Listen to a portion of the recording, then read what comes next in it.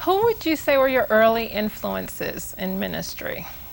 What people would you say? Well, if you go way back to Ridgeland, South Carolina, where I was born June 1, 1935, at 10 p.m.,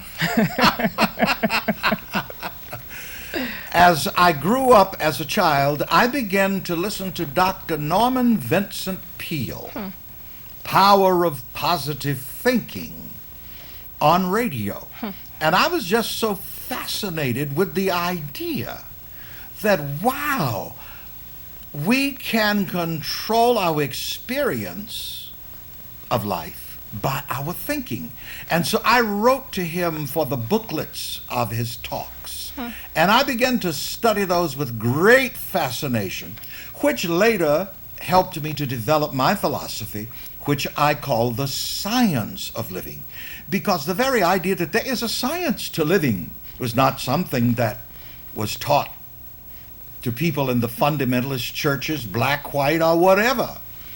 In fact, our black preachers prepared us to die to get to heaven. That was our ultimate deliverance.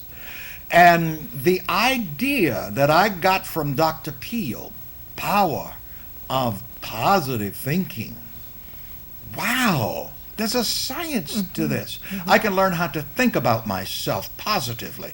I can learn how to feel about myself positively. I can have a positive vision about myself and control my experience.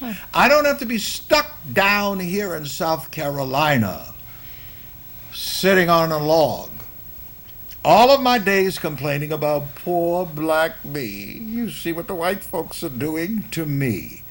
I can control my destiny by my thoughts. Wow. So what training did you receive? Like once you started receiving the pamphlets from Norman Vincent Peale, what kind of training did you seek in ministry after that? Well, I started reading all kinds of books from other people as well. I'm an observer. And I started reading all kinds of books, even from the Jehovah's Witnesses who used to come around. I would read, but I would always make my own selection of what I was going to believe. And ultimately, at 17, when I graduated from high school, I went to New York City on a working scholarship, and that's where I started my succession of church scholarships, of church scholarships, yes, and church colleges and theological cemeteries. I mean, seminaries, couldn't resist that. I don't give those church-related colleges and theological cemeteries any listing anymore in my autobiography, simply because naturally and obviously I don't represent their doctrines. Okay. And it wouldn't be fair to them or to me.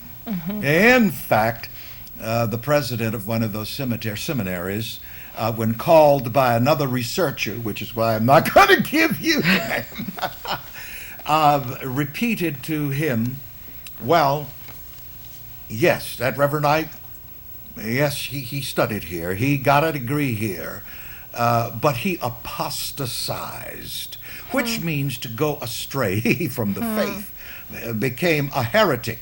Yeah, and I'm even on the front cover of a very popular heretics occult book, which I relish.